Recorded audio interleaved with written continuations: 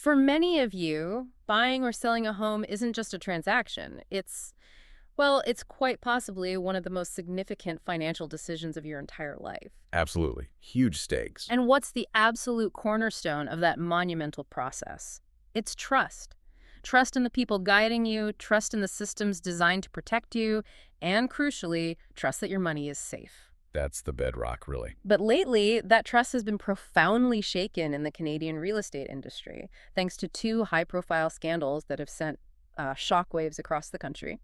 Today, we're going to take a deep dive into these incidents. We'll unpack what exactly happened, explore why it matters so much, and examine the different, often conflicting perspectives on where the breakdowns occurred and what needs to change. Yeah, there are definitely differing views on this. Get ready for some surprising facts, because here's where it gets really interesting. Our sources for this deep dive include comprehensive articles on the incidents, official statements from the regulatory bodies involved, and crucial insights from a range of industry leaders. Right, we've looked at reports, regulator releases, commentary. We'll be synthesizing all of this to give you a clear, comprehensive picture of this unfolding story.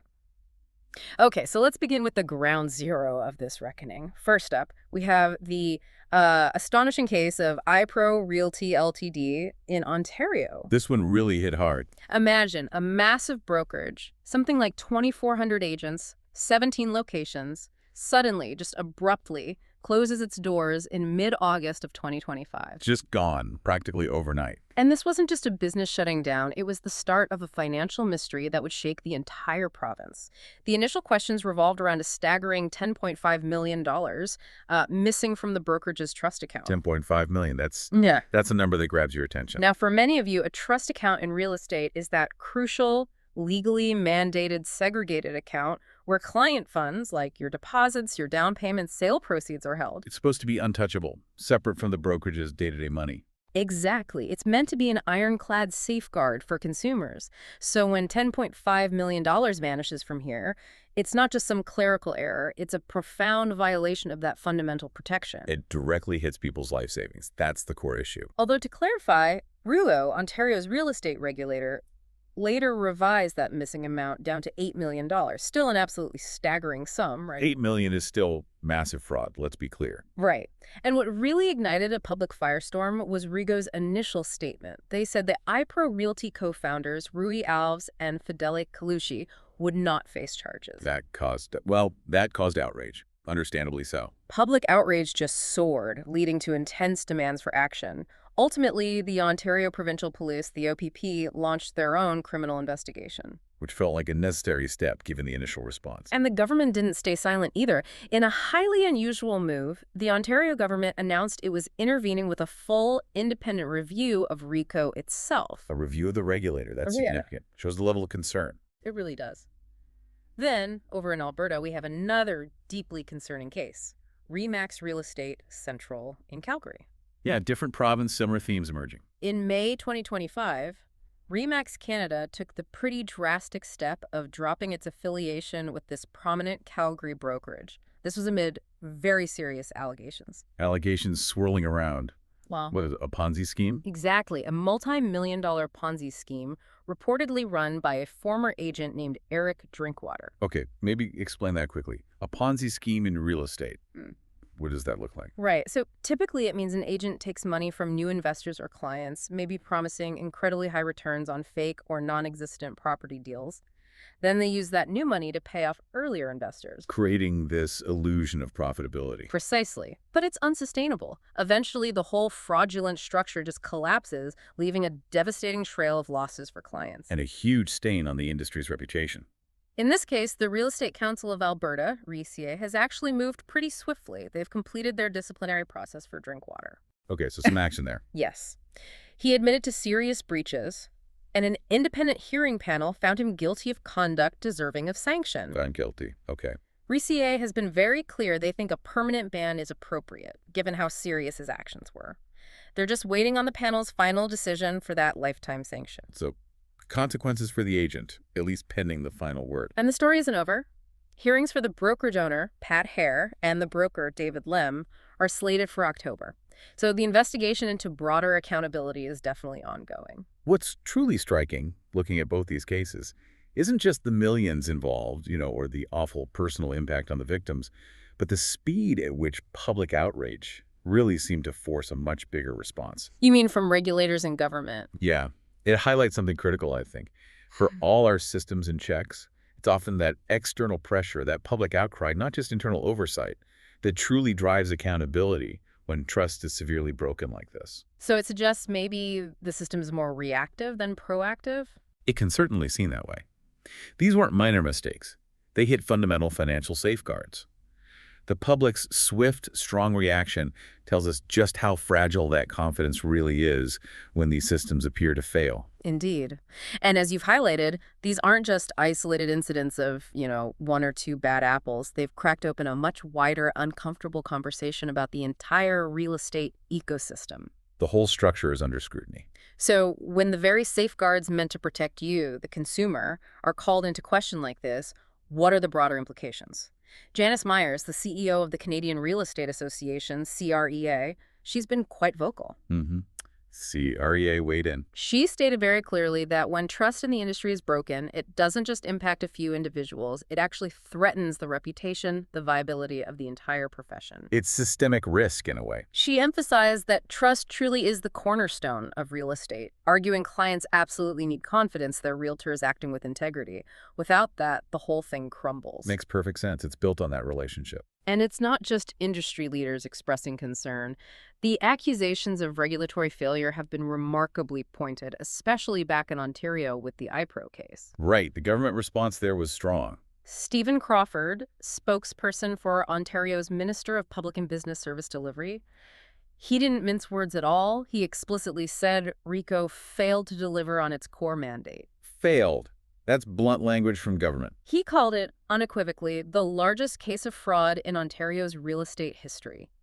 That's not just a critique, it's a direct accusation of fundamental failure. Wow. Largest case of fraud. And that led directly to the minister overseeing that third-party review of RECO, specifically aimed at restoring public trust. And RECO's response. Well, RECO, for its part, has been notably tight-lipped, mostly just referring to its website, declining interviews. Which, understandably, did little to calm public anxiety. Yeah, silence in a crisis rarely builds confidence. But it's not just Ontario under fire. Brad Mitchell, CEO of the Alberta Real Estate Association, REA, he also weighed in with some incredibly strong criticisms. Okay, what did REA have to say? He called these cases glaring examples of regulators failing at the part of their mandate that matters most, protecting the public. Pretty direct. Failing the public. Again, strong words. He argued, quite provocatively, that some regulators cozy up to the industry instead of maintaining independence.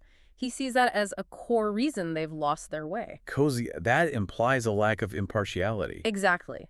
Mitchell was particularly critical, saying regulators often focus on, quote, trivial matters like sign details or measurement rules, while, in his view, neglecting serious misconduct. So focused on the small stuff while the big stuff flips through. That's his argument. He even pointed out the astonishing fact that, in some instances, people arrested for serious crimes have remained licensed as realtors. Seriously, still licensed after arrests for serious crimes. According to him, yes. He's gone so far as to advocate for stripping regulatory bodies down to bare bones and rebuilding them entirely. Wow, strip them down and rebuild. That's radical. It is indeed a pretty radical proposal. Exactly. And that brings us to a critical sort of overarching question, doesn't it? If the very watchdogs designed to protect the public are perceived as, well, either missing in action, focused on the wrong things, or too close to the industry. Like that cozying up comment. Right. How fundamentally does that erode your confidence, the public's confidence, in the entire real estate process when you hear about millions vanishing or Ponzi schemes devastating people? And then you hear accusations that the regulators are slow or fixated on minor rules. It creates this deep sense of unease. Brad Mitchell's criticism is particularly stark because it highlights that perceived misalignment of priorities. Are they focused on preventing serious financial harm or enforcing, as he puts it, trivial matters? Implying a systemic problem, not just isolated incidents. Precisely. It challenges the very foundation of public protection in this sector. It's clear there's a widespread consensus that action is not just needed, but absolutely essential. So let's look at how the regulators are defending themselves and what various industry leaders think needs to be done moving forward. Okay, the path forward. What are the regulators saying? In Alberta, RECA has pushed back quite strongly against the idea they haven't acted. They asserted that claim is false, stating explicitly they prioritize the drinkwater investigation and have already completed their disciplinary process. So they're highlighting their actions in that specific case. Yes, emphasizing their commitment and the speed of their response within their mandated framework. They also stress that their processes are legislated, guided by complex case law. The due process argument? Kind of, arguing that acting without sufficient evidence or outside their authority would just invite costly lawsuits and ultimately delay justice. Okay, a legalistic defense, in part. And RECA also pointed to what they call strong protections already in place in Alberta, like RECA ProCheck. That's a public online tool you can use to confirm licenses and view disciplinary histories. So transparency tools for consumers. Trying to empower consumers, yes, but it's not just about individual bodies. Janice Myers from CREA, as we heard earlier, she stressed a more collaborative approach. Right, the everybody has a part to play idea. Exactly.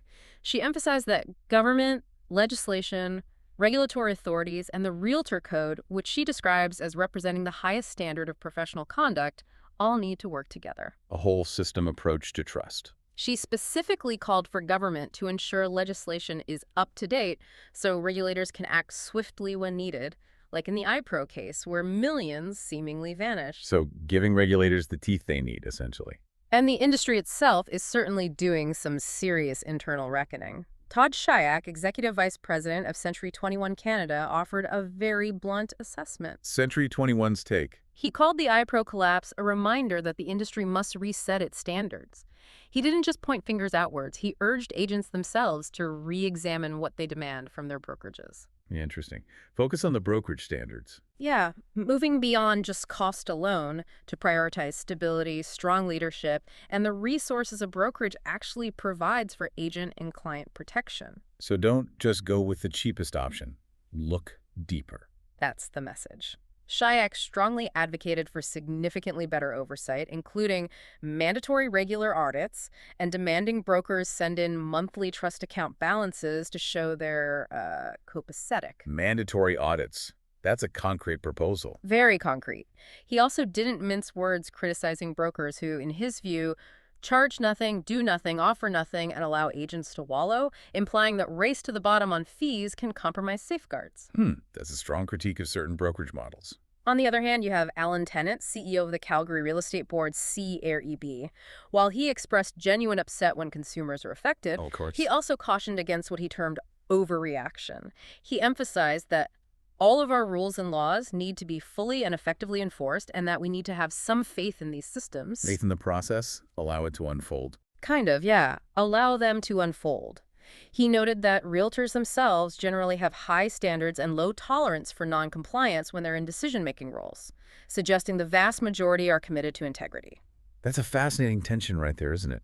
You've got Todd Shyack pushing for immediate mandatory audits, a real reset. A fundamental shift. And then Alan Tennant urging patience, faith in existing systems, cautioning against overreaction.